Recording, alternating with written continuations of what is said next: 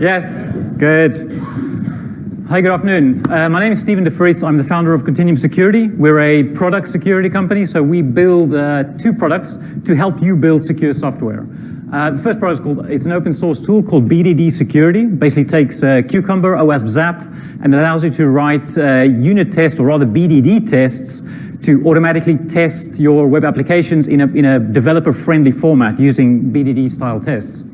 And the second product we have is Erious Risk. It's an SDLC risk management tool that helps you do threat modeling and risk management across the SDLC. So myself, my background has been in AppSec. I've spent some of my career doing development work and some of my career doing consulting around application security. And of course, I've also delivered a lot of threat modeling training and threat modeling workshops. And that's what we're going to talk about today. So, can I see a show of hands who currently does threat modeling on a regular basis for their applications? Excellent. So that's a fair amount. Is the security team involved in every threat model? If you are doing threat modeling, hands up. Yes? Okay. And do you build more than 20 apps a year? Yeah? Who does more than 500 apps a year? One. Okay. If you're not doing threat modeling, why aren't you doing threat modeling? Who has A? It's too time consuming. Yeah? B, you don't have the skills to do it. Yeah? And I wasn't going to see, otherwise you wouldn't be here, right? So just to give you an idea on what everyone else is doing, the BSIM 6 study came out a few months ago, which is a study of 78 firms, which has some nice metrics about who's doing what in application security. So out of the firms that take part in the study, 85% of them do some type of security review of the security features that they're building in their applications. So it's a type of threat modeling, but of a limited set of features. 37% will do threat modeling on their applications or their high-risk applications. And 28% would have the security team as part of that threat modeling exercise. So you're in good company. And I think we're living really interesting times for software development, right? You know, we've got DevOps out there gaining a lot of ground. It's becoming extremely popular. Continuous everything. We want to do continuous security testing. And the message is clear that security can't be the thing that slows down development. Right? DevOps, Agile, these are not just whims that developers invented just because they felt like it. It's a real business imperative. We can deliver software quicker. We can deliver business value faster if we adopt these practices. And so naturally, the types of security activities that match with this fast flow model are not going to have that much resistance in the business. If you go to a product owner and say, we're going to do automated testing of your applications as part of your development pipeline, it's going to slow down your builds a minute or two. I'll say, great, fantastic, I get better security and it doesn't cost me much in terms of time. But if you try and sell threat modeling to that same product owner and say, well, we want to take 5 of your engineers for every product, put them in the room with a security architect and have them spend 5 hours creating a threat model of this application, well, no, that starts becoming a much tougher sell, and it starts to jam up this fast-moving process. And the reason is really because threat modeling is a thinking exercise, right? We haven't really automated threat modeling. We're still doing things manually. We have to think about threats. We have to analyze a system to be able to understand it, firstly, and then secondly, to be able to identify the threats in the system.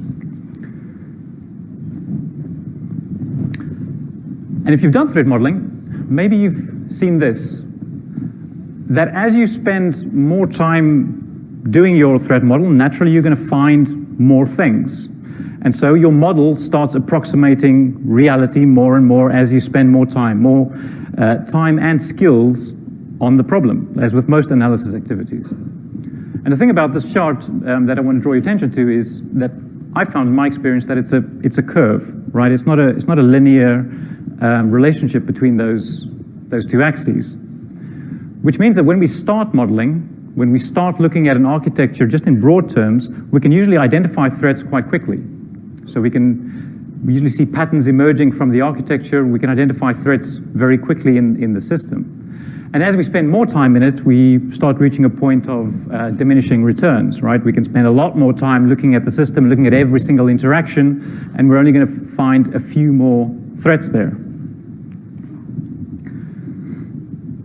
So let's call this the easy stuff and the hard stuff, right? If we start doing threat modeling and we just do a basic architectural analysis and we don't look at every single interaction, we don't look at every single use case, we can get some of the way there, right? We can get a 50% threat model much faster than it takes us to do the second half of that 50%.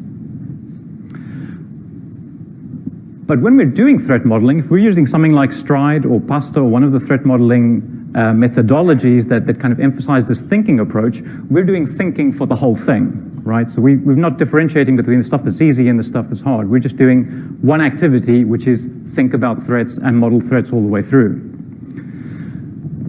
So my claim is that if we want to get a better ROI out of threat modeling, what we can do is try and speed up the easy bits, right?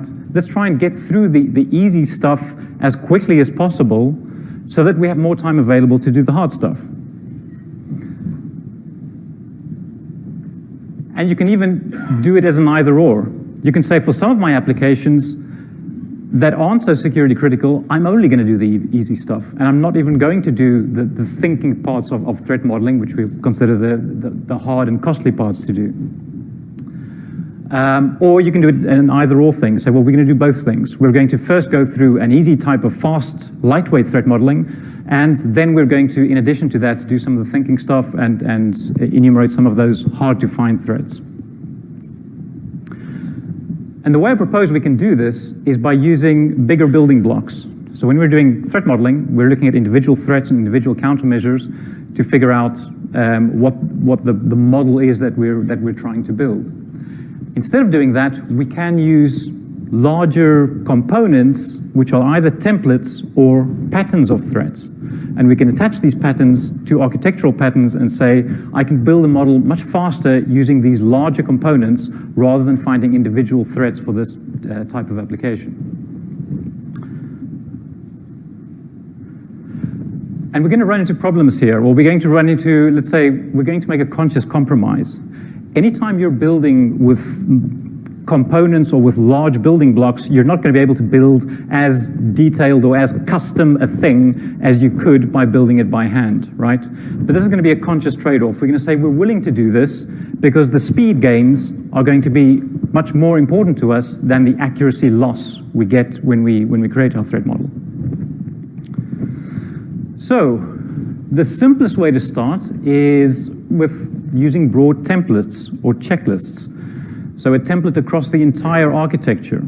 And this will kind of work if you're always building the same type of application. If you're an ISV and you're always building, or you're focused on building mobile applications, or you're building web applications, you can create a generic template for that type of application, store it somewhere, and then have your developers go through that template, that checklist for every threat model. So they have a place to start off of, instead of starting off with a blank sheet and thinking about the problem and identifying the threats. They can start running with a template.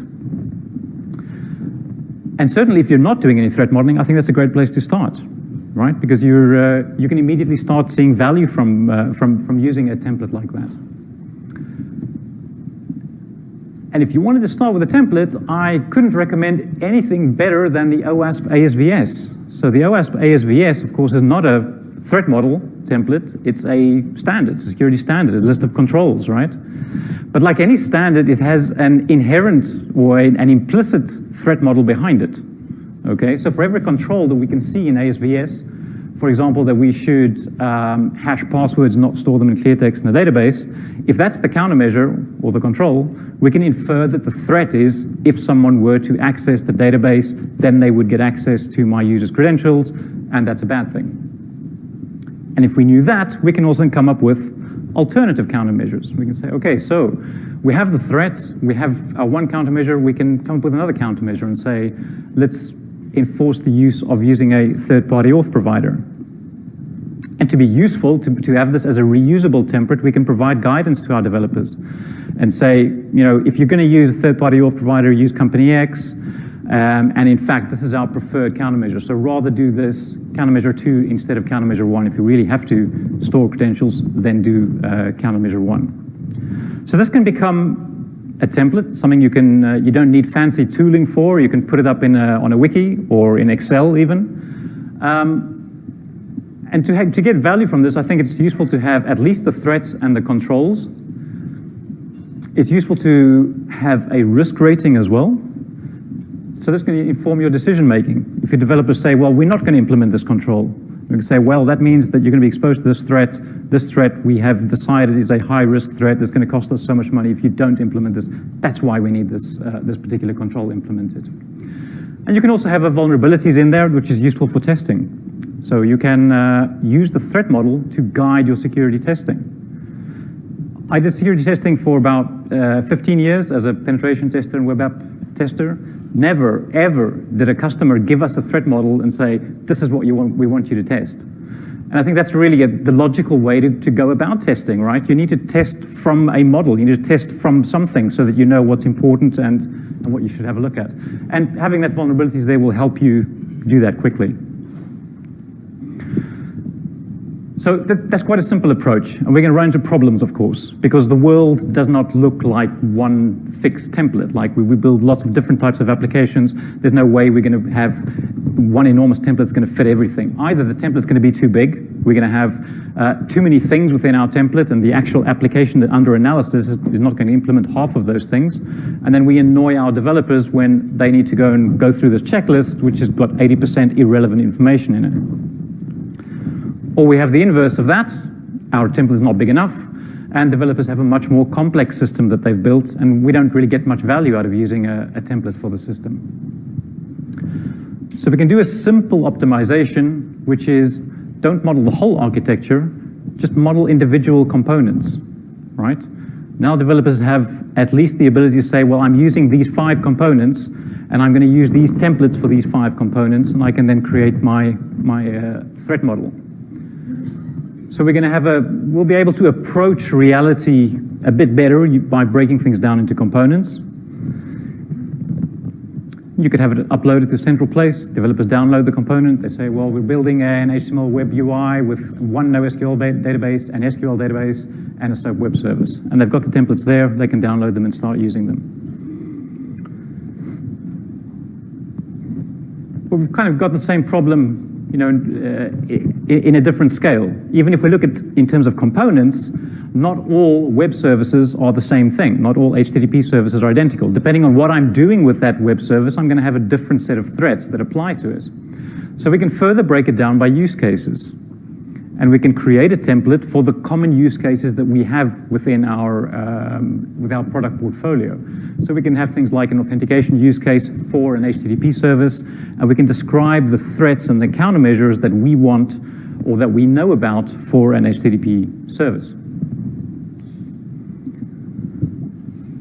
So from the user's perspective, this is quite usable. So if this was developers that they want to go and use these templates, they could go and download them, figure out which use cases apply, and those use cases that don't apply to the app, they will just ignore them. But now we have a problem maintaining this list, because as the security team has to keep updating the threat models and the templates, we're going to have lots of repetition. So, for example, authentication from a web UI and the threats for authentication from a mobile device are going to overlap to some degree. And we're going to have lots of repetition between the threats and the countermeasures that we're recommending for all of these components.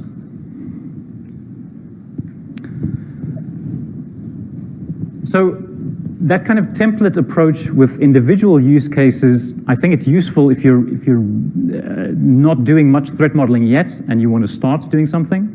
But if you're already doing threat modeling and you want to optimize the process, then I think we can do better than that. And we can look at even smaller components than a template and a use case, and we can look at risk patterns. So to have a look at how these risk patterns work, let's have a look at an example of doing a threat model for a simple login form on a web application. So we have 3 entities there. We have the web user interface, we have the use case that we're using, Authenticate, and we're using, and we have another component called the web service. So 2 components and a use case between the 2 components. And if we use a threat modeling, manual threat modeling technique, we can model this and we can say, well, let's say we've got 4 threats that come out of our model when we have a look at this system. So threat A, we have dictionary attack against username using common password. Threat B, we can bypass the login by replaying credentials. Threat C, we can post credentials to a spoofed server. And threat D, legitimate users cannot access the site because of a DOS condition. So let's say these are the 4 threats we find for this particular system. And to complete our threat model, we would include countermeasures for each of those threats. For developers to reuse this, we may have more than one countermeasure for the same threat, so that the development team can make a decision and say, well, we want to do countermeasure 1 and not countermeasure 2 for this particular system. So we've got a bunch of countermeasures attached to threat A. Threat B has a countermeasure, threat C, and threat D. So to really make these threats and countermeasures reusable, we need to decide how to attach them to our model. So in our model, we have a web UI component, we have an Authenticate use case, and we have a web service on the other side. And now we can ask ourselves, for each of those threat countermeasure pieces that we had, do those threats and countermeasures apply to the component itself? In other words, regardless of what I'm doing with this component, does the threat just apply to the component as is? Or does the threat and countermeasure apply to the use case? So for example, do the threats and countermeasures apply to the act of authentication, regardless of where I'm authenticating from or what I'm authenticating to? Does the threat pattern apply to the act of authentication? Or the third option, is it a combination of the two? So is it the fact that only when I'm authenticating to a known component or this type of component does the threat and countermeasure apply to the system? So the first one, I think it would be tempting to look at dictionary attacks against username and password and look at those countermeasures and say, well, that looks like something that applies to authentication as such, right? Anytime I'm authenticating, I could be exposed to that type of threat. But that wouldn't apply if we were building, say, a mobile client application. So if we're developing just a client-side app and we're authenticating to someone else's service, then that threat and countermeasures wouldn't apply to us, right? That only applies to a service or something that we're authenticating to. So we would say this is the third category. That threat and those countermeasures apply to a web service if I'm doing authentication to a web service. Threat B has the word browser in it, and the countermeasure says to set autocomplete on the login form. And those things will only apply to a web UI. And since it says the login is bypassed by replaying credentials, that tells me it's the authentication action that's part of the pattern here. So we would say that's part of the same case. It's if I'm using a web UI and I'm doing authentication, then that threat and countermeasure are going to apply to the system. And threat C, web service plus authentication, and threat D only applies to the web service, right? So threat D is interesting because it says legitimate users cannot access the service because of a DOS. Our countermeasure is enable upstream DOS protection. And that's inherent in the web service. It doesn't matter what I'm doing with that web service. If we have a web service, we're going to be exposed to this threat. So whether we're doing authentication or funds transfer or whatever, it doesn't matter. The fact of having a service means we're exposed to the potential for a DOS threat. So that was the first pass to figure out which threats, which countermeasures are attached to components, which of them are attached to use cases, or which are attached to the combination of the two. But now we can go a bit better and say, let's try and make this pattern as generic as possible. And while we're at it, let's try and see if we can come up with other patterns that are very similar to this one, but apply to a different set of components or use cases. So the very first one we said it is attached to a web service and authentication.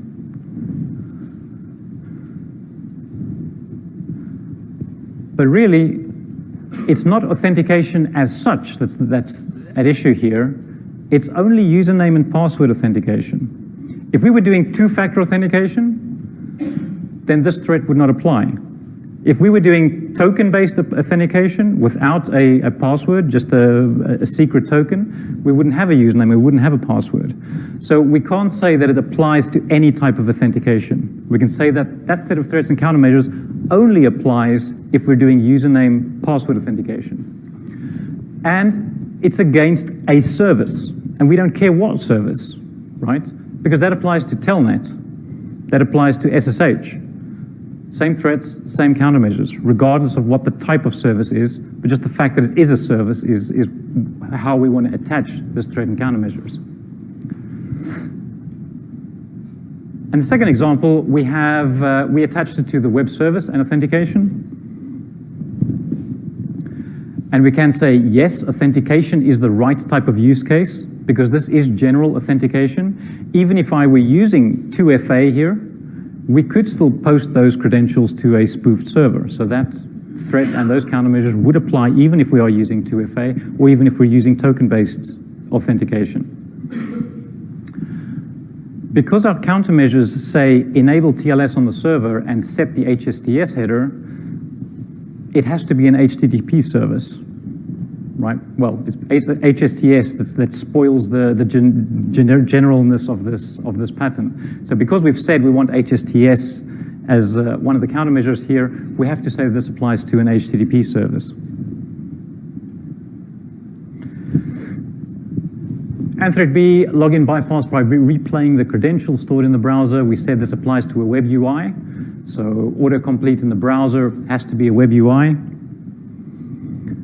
And any type of authentication. So even if I were doing a token for some reason in the web UI, this pattern would apply to the system. And legitimate users cannot access the service because of DOS. Applies to any type of service. So it doesn't matter what we're doing with the service, we're going to have this risk pattern apply to it. Okay, so we've gone about and applied or thought about where our threats and countermeasures apply to our architecture, which use cases, which components. And now we can do something extra and say, well, let's take this known risk pattern and see, can we turn it, or can we find related patterns to this one? So we could say, well, we build web UIs, we also build mobile applications. So taking this very same threat, which is the login is bypassed, we can apply that same threat to the use case of a mobile device. So we can say login is bypassed by replaying credentials stored on the device. Our countermeasure is the same countermeasure, right? Countermeasure 4 on the top one says set autocomplete. Countermeasure 4 for our mobile device says do not store credentials on the device. It's the same countermeasure, it's just stated in different terms because they apply to different components. Which means that when our developers use our patterns, they will get information that's specific to them, that's useful to them. So they're not going to get general information, they're going to get more specific information. Right, I haven't lost too many of you there.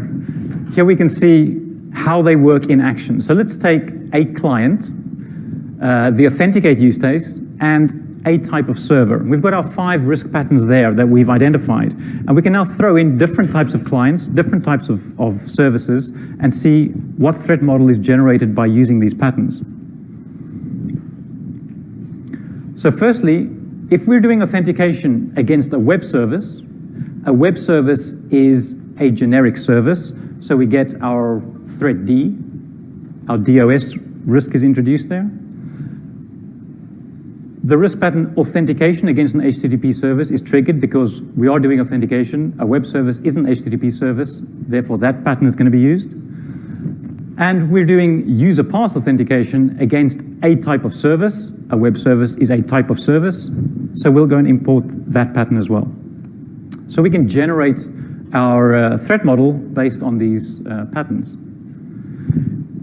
If we choose to just build a web UI, and we're doing authentication from a web UI, we will trigger pattern number 1. If we're doing web UI on mobile, we'll get pattern number 1 and 2, and we'll have a merge of those two patterns. I'll come back to this a bit later.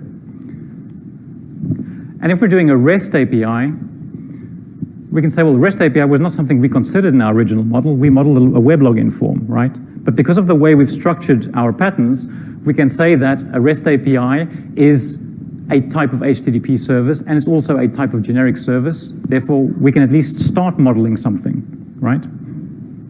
So by stating things in general terms, we can model stuff that we hadn't thought of before, because we do have these generic threats that will apply to those components. SSH service, we never contemplated SSH service, but we are doing username pass authentication against a service, so we get threat A, and SSH service is a type of service, so we get threat D as well. And send mail. So even if we're not doing authentication, we're sending email, because SMTP is a service, at least we get threat D as well. So, using these techniques, you can start building out a library of risk patterns. Some of those patterns are going to apply to the components themselves, and some of the patterns are going to apply to use cases, and others are going to apply to the combination of the component and the use case. And if you follow that idea of always looking for the most general form of the use case or the component, then you're naturally going to have a hierarchical relationship between your components and your use cases. So at the base for the components, the server-side components at least, we will have something like a generic service. And a data store would be a type of generic service, which means that we can inherit, if we choose to use a data store, we will inherit all of the threats that apply to generic service, and we'll add specific threats for a data store. And if we're doing an SQL DB, we'll inherit all of the threats that come from a data store, as well as all the threats from a generic service. And we can do the same thing for a use case like authentication there. We have authentication in general, which is divided into two types: single-factor authentication, two-factor authentication. And out of single-factor authentication, we would have username pass authentication and API token-based authentication. So looking a bit closer at this inheritance system here, we can actually copy a lot of what we're already doing in object-oriented design, right? So we inherit objects in OO design, and we can also overload methods in OO design. And we can do exactly the same thing with the risk patterns. So if we have a very general risk pattern, which is something like sensitive data storage on a client without specifying what type of client, could be a flash client, could be a mobile device, could be a web UI, whatever. We can state the threat in generic terms. So sensitive data is compromised if the client is compromised. Still don't know what the client is. And we can specify two countermeasures there. So do not store the credentials on the client, and if you really do have to, then at least encrypt the data that you're storing on the client. And from that, we can then inherit that threat pattern with use it in another threat pattern, which is more specific. So if we're building an iOS application, we can say we have exactly the same threat, but this time we're going to change the wording because we know we're on a mobile device. And we know that to encrypt something on an iOS device and do it securely, we may want to store it in the keychain, or we want to do something else with it. The point is that we can override whatever we've put in the generic pattern, put it into this more specific pattern, and we can now give developers specific advice about how to do something securely for iOS, rather than stating general things like encrypt stuff.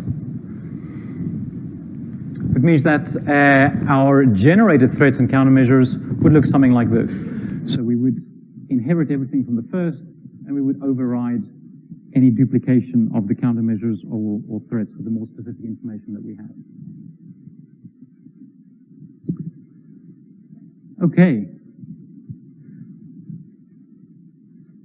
So compared to the original plan of using a templated checklist of components, and developers can choose which components to apply, asking developers to go and choose which patterns apply to their architecture is going to defeat the whole purpose of this, because that's, we're going to waste their time.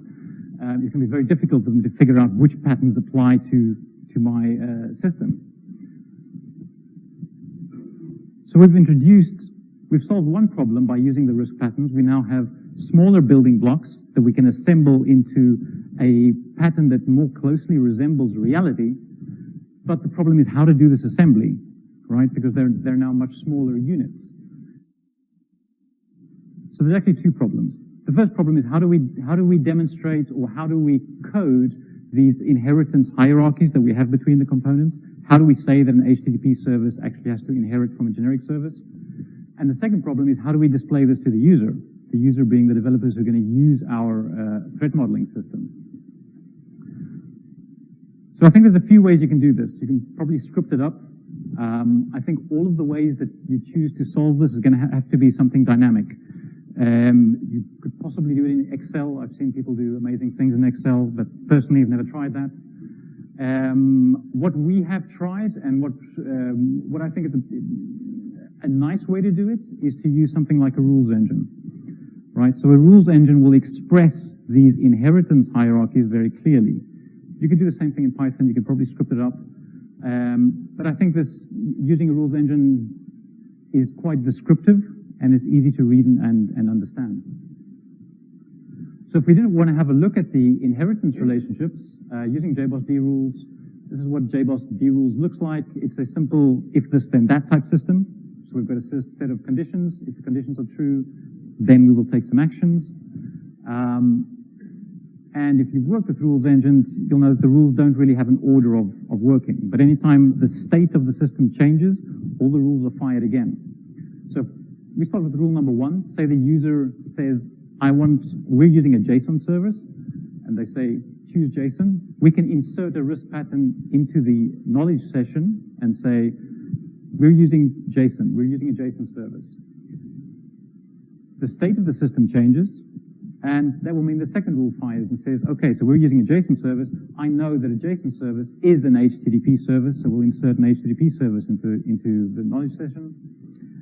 And we know that an HTTP service is a type of generic service, so we'll insert that into the session as well. So here we've established our inheritance hierarchy between the patterns. And that's quite a powerful system using the rules engine, and we can also use it to solve the first problem. How do we present all this to the user without exposing all of these risk patterns on the right-hand side for them to choose? So we can abstract that away from them and say, well, the rules engine can take care of all of that. It can make the decisions about which patterns need to apply when. All I need to ask the user is stuff that the user is familiar with, right? So tell me about your architecture. Tell me what component you're building. So they just say they're building a web service and they're doing username and password authentication. We can feed that into the rules engine as long as we have rules that say, right, so we know how to deal with those two types of situations. And by answering two questions, we've got 6 risk patterns that were selected by the rules engine that apply to this particular type of architecture. And these are the rules that could do something like that. So user says, we want a web service. We say, okay, we're going to insert the HTTP service risk pattern. We're doing username and password auth. Okay, we'll insert single-factor authentication risk pattern. And then the third rule does the magic, which says if I'm doing authentication and I'm using an HTTP service, then I can draw 3 more conclusions. I can say I'm transporting sensitive data because I'm transporting the authentication credentials across a network. I'm dealing with a stateful session because I'm authenticating, so there needs to be some kind of state there. And we can include some specific risks that apply to the act of doing single-factor authentication over an HTTP service. Right? So these rules can hide the complexity of choosing which risk patterns to apply when, based purely on an architectural questionnaire. So you just ask the user, we're building this type of architecture, rules engine decides which patterns to import based on that architecture. Okay, so we can have quite a powerful system to be able to choose which risk patterns apply when using these, using a rules engine and using the risk pattern concept. But we've taken some shortcuts to get here. So the first shortcut is that we don't have any data flows, and we don't have any trust boundaries in our model. We just say, we're using these components, we're using these use cases, and we never say where they are in our architecture. So we're not saying whether they're inside a private, trusted network or they're out on the internet. So we're going to get more threats than what actually applies to the system, right?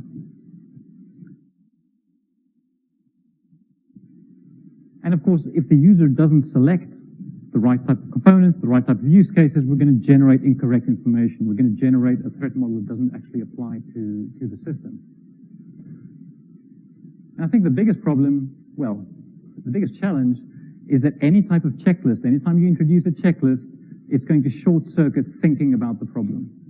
But this is a conscious decision we made at the start, right? We said, it's okay to short-circuit some thinking for easy tasks. We gain speed, we gain scalability by allowing this to apply to, by allowing developers themselves to generate these threat models. And we can always decide that we do want to do the thinking as well, but we can do it after the fact. So we can start off with a checklist, and then afterwards we can say, well, we do want to do more detailed threat modeling, and we can build off what we have already. So we're just getting started with a checklist. It's not necessarily replacing standard stride-based threat modeling or pasta-based threat modeling with a checklist. It can be a complementary aspect to it. The advantage are speed and scale. So not only is it quicker for us to do individual threat models, but we can do many more of them because we don't need security teams to be involved in the threat modeling.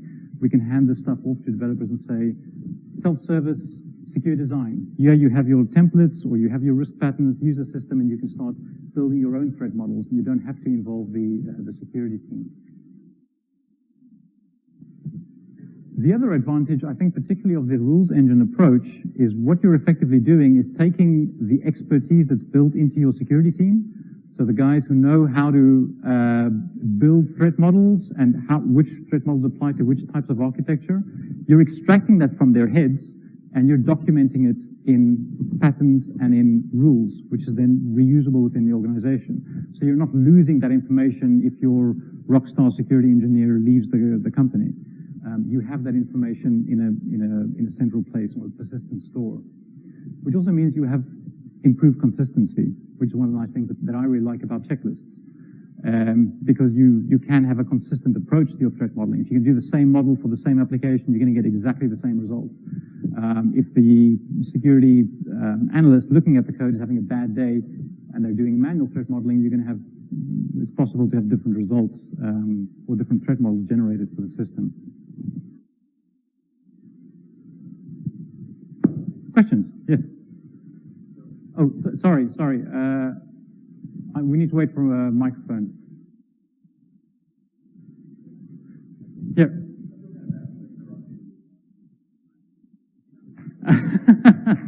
Thank you.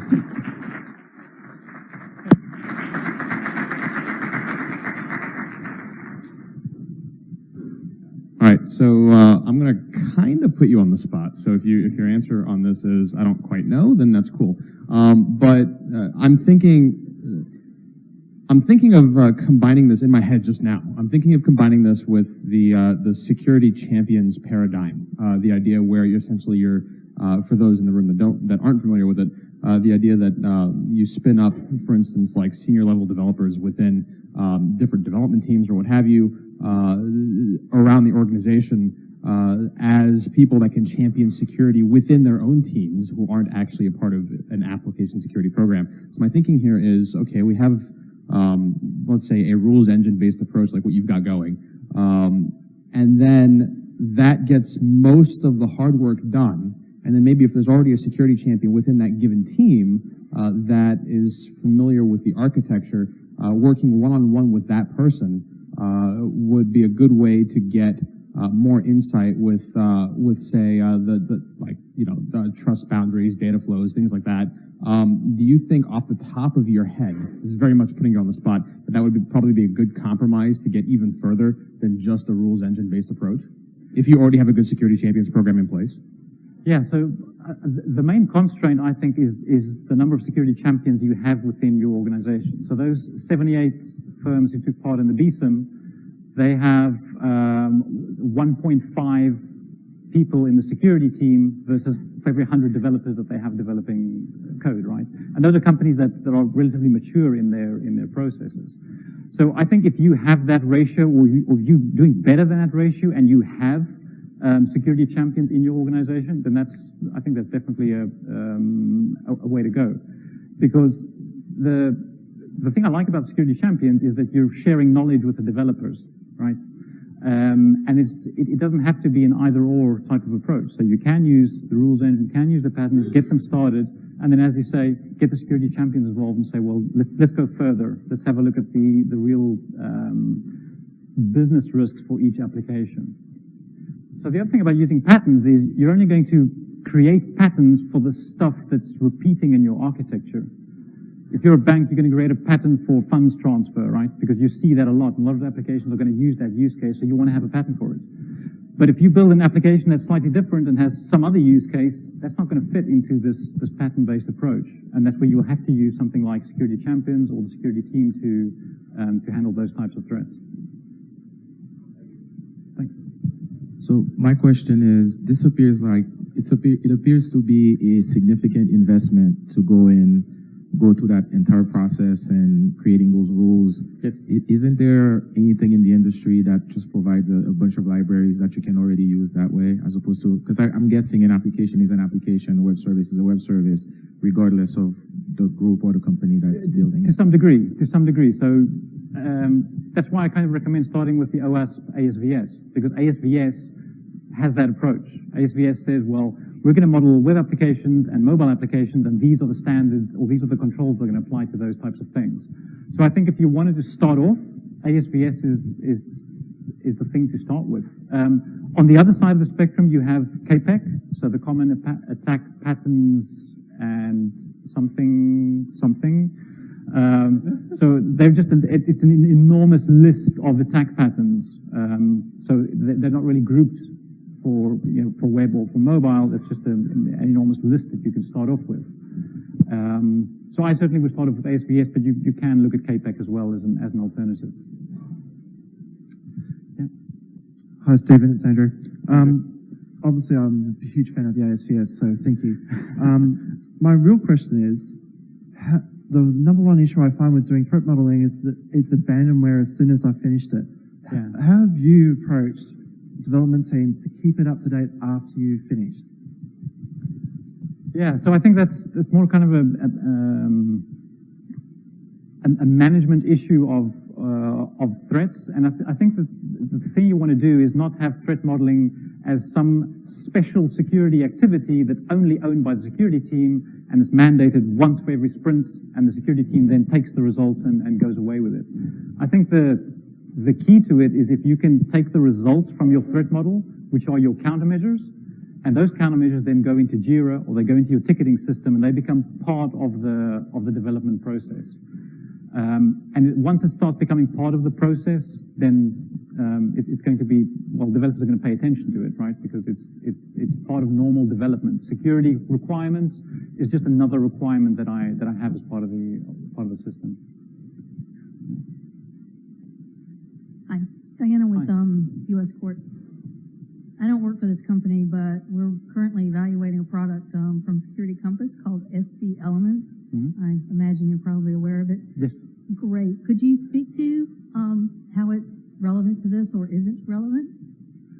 Yeah, so I think SD Elements uses a similar type of system, but I don't know their system, so I couldn't really comment on how it works, other than it has a questionnaire, and what comes out on the other end is a set of requirements. How it's doing that in between, I don't really know. Yes. Okay, I'm from Ford Motor Company, and I'm trying to start a threat modeling discipline and spreading it out there, and I'll use security disciples throughout the organization. Even then, I don't really want to leave it in their hands entirely, because I want to make sure those security requirements that become controls actually happen. But I do see this as, for me, very complementary with doing the typical Stride. I use the Microsoft tool. Yeah. So I see the initial practice of doing the diagram in Stride very helpful, because half of it is educational, frankly. Most of the people working with architects don't have a good security understanding, don't understand threats, don't understand risks. So I find that value. I don't want to lose that. The diagram itself provides a focal point. I actually find out people, another quarter of what comes out of it is they don't even understand their own app and how things work together. It's like, oh, I thought that service was outside. No, it's inside, that sort of stuff, right? But when I get to the threat stack, that's where I lose participation and value because, oh, well, is this one really applicable? Is it not? So it becomes very laborious. So I think if I make this after doing the diagram, I can manually, and my time is much cheaper than 20 people in a group's time, right? So the person who said it's a lot of investment, well, yeah, my time investment is versus hundreds of developers is cheap, right? Right. So I envision using this to filter through the threats. So then when I actually do a walkthrough, it's only threats that are relevant, and now it can be in the framework of what they'll understand. And then we're all working from the same picture. So I appreciate this. It resonates. Yeah.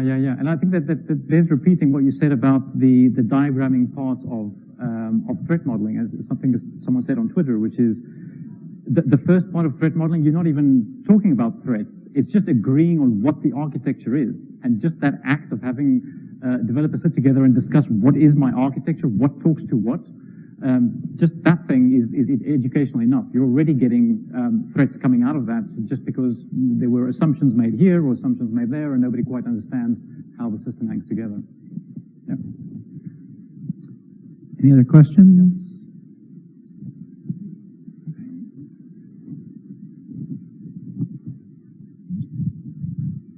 We rely on using the ASVS a lot, but in the end, always getting the answer back says, hey, we're in the internal network. So you don't have to worry about all those threats. Yeah. And another issue we experience a lot is cloud adoption of ASVS. Sorry, what is ASVS? The cloud. Yeah.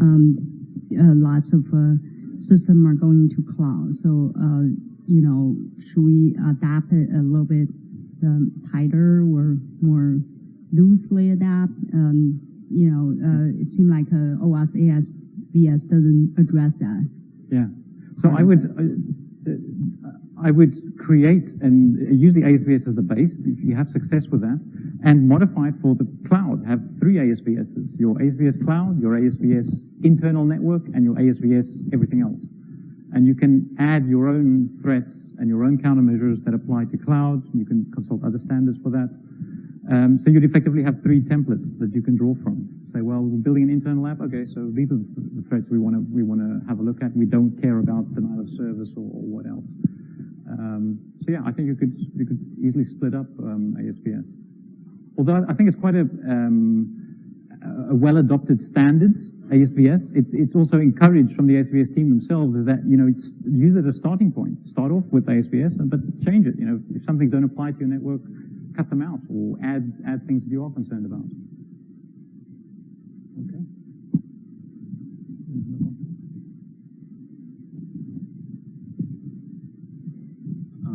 I really like the use of the patterns, but one of the concerns I have is maintenance. When you develop new attributes to the pattern, how do you roll those new attributes and patterns out to all the models?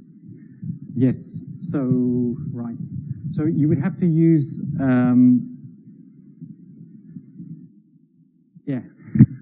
you'd have to do it in software, right? So you'd have to build some kind of a system where if you're going to use a rules engine, you're going to use the patterns described, store the patterns in the database, you'll have to have like an update module that says, when I go and update this pattern, I now want it to apply to all of the models that I previously generated over the last year or 5 years or whatever, and they should all go and get this new threat that has been applied to the pattern. I don't know any other way to do it except to build it in software or scripting or something like that. Yeah. You could potentially also have like a feedback loop. So once the threat model is generated, and the users can then look at this model and say, this threat doesn't apply to me, or this is okay. And they can also add threats. And when they add a threat, have some way to say, well, you're adding this threat to this model. Do you also want to feed it back into the library? And which risk pattern do you want to feed it back into? So yeah, it starts becoming complex, but it's not insolvable. Yeah. Any others? Super. Thank you very much.